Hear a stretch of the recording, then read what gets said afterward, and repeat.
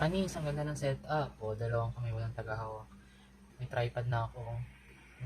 Anyways, ayan. So, discuss muna tayo sa normal distribution.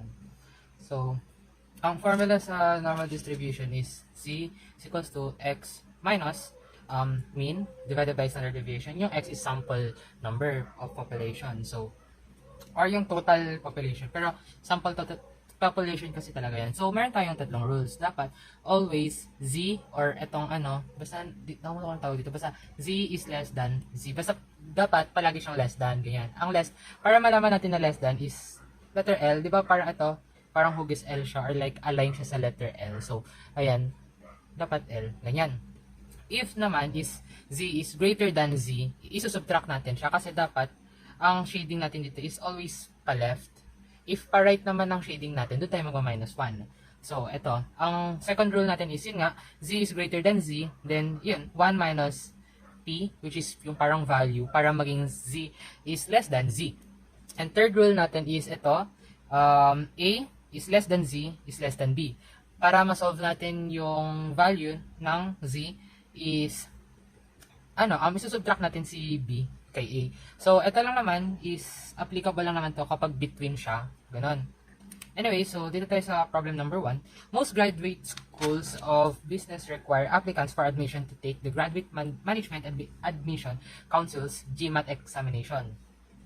Scores on the GMAT are roughly normally distributed with a mean. So, ibig sabihin ito mean. Ay, kuha ko naman highlighter kasi ano na tayo eh. Dapat organize and very yan, colorful dapat. So, meron tayong mean na 5 to 7. So, ito siya. Ito. And standard deviation, so, color blue natin, standard deviation of 112. What is the probability of an individual scoring above 500? So, itong 500, ito yung sample natin. Or siya yung X. So, since nakasulat is above, ang meaning yan is above 500. Itong 500, ito si Big Z. Big Z. Ito kasi small lang to. Basta ito small. Small lang yan ha. Basta ito big. Basta big yan. So ito si Big Z. So bale, ito yung nasa gitna mo. Pero kasi zero yan. Hindi ko na sinulat yung like or ginrawing or ginraph na yung totally na dapat na i-graph yan. So ayun, labelan natin. Yan. So, syempre, para ma-solve natin, gamitin na yung formula. Z is equals to X, ang X natin is 500, minus mean, which is 527, over standard deviation, which is 112. So, 500 minus 527 is negative 27 divided by 112. So, CZ natin is negative 0.24. So, dito tayo gagamit ng Z table. And standard normal distribution table. So, ayan. So, since ang Z natin is 0.24, asan na si 0.2? Ito si 0.2.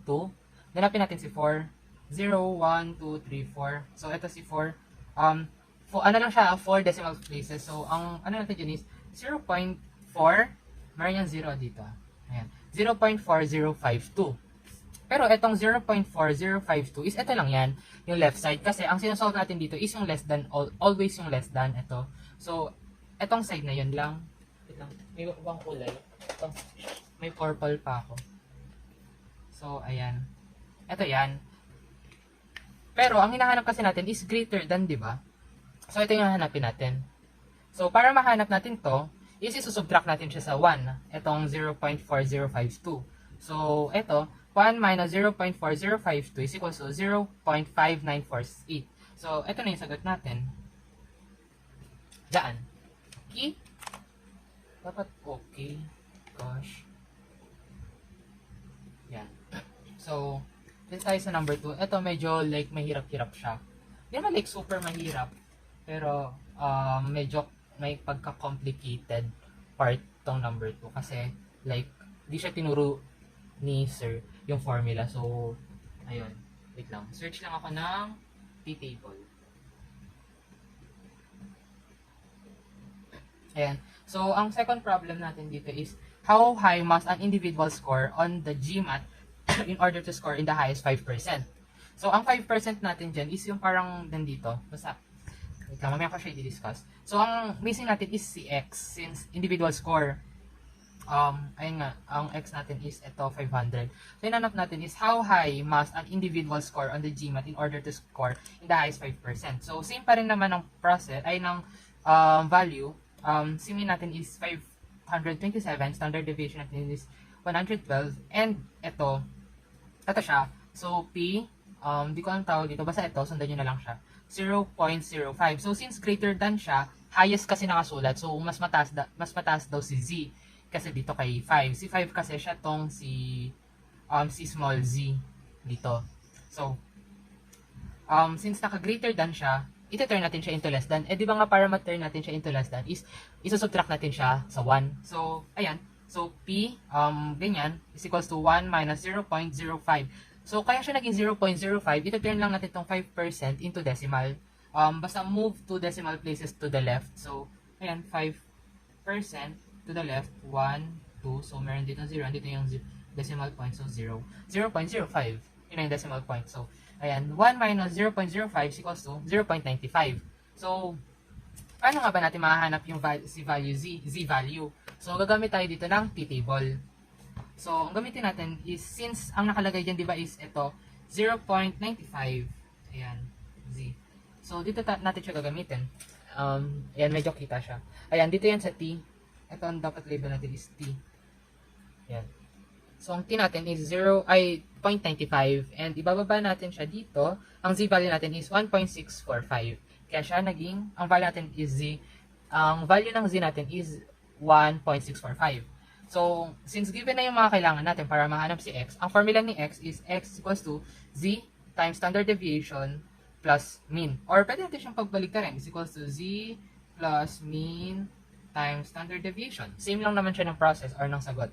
So, ayun lang, substitute natin. X equals to 1.645 times 112 plus 527. Multiply muna natin itong dalawa. 184.24 plus 527 is equals to 711.24. So, yun yung sagot natin. So, ito, meron tayong another problem para mas magets natin lahat. And ito is meron na siyang between. So, the length of human pregnancies from conception to birth approximates a normal distribution with a mean of 266 days and a standard deviation of 16 days.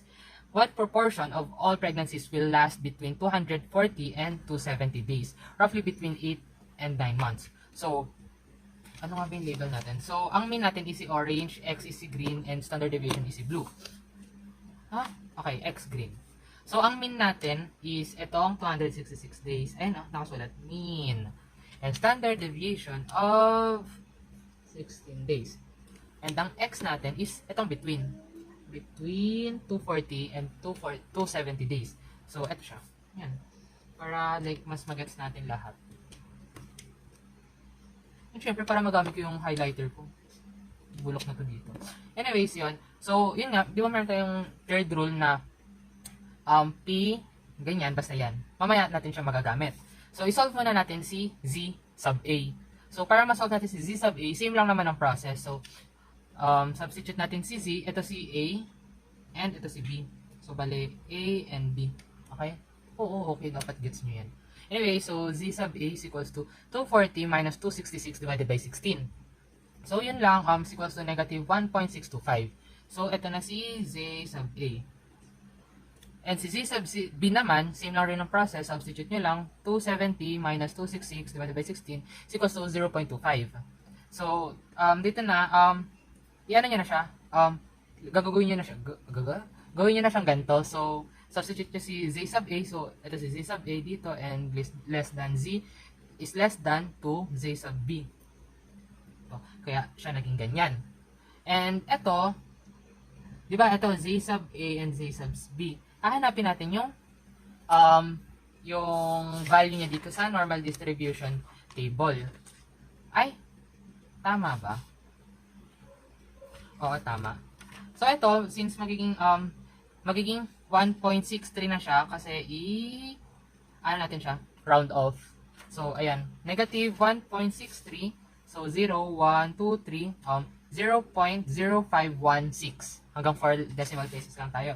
Ito siya. 0.0516. And si 0.25 naman, halang, wala kayong positive eh. Basta, ang value ni 0.25 is 0.5987. Tiwala na lang. Tiwala kayo sa akin. Totoo yan. So, syempre, dapat, since ito nga, nakalagay dito is si B, isusubtract natin kay A. Subtract natin kay A. So, and also, ayun nga, mas mataas kasi si B kaysa kay A. Kaya, most of the time, yun yung nangyayari. Mas mataas si B kaysa kay A. Kaya, mauuna si B. Subtract natin kay A. Kasi kung mauuna si A, ay, negative yung sagot. Eh, wala naman tayong negative na ganito. So, yun. Basta, palaging, ito, B and A. Yun. Basta, yan. So, subtract natin 0.5987 minus 0.0516 equals to 0.5471. So, para like ma-interpret or mag-graph natin siya, ito siya. So, since between nga siya, nag-graph lang ako or nag-drawing ako ng keme root na ganito, bell shape, keme. And ayan, nanghula lang ako pang value, and yan, keme, yan. And ito yung shaded part, ito yung value niya, 0.547.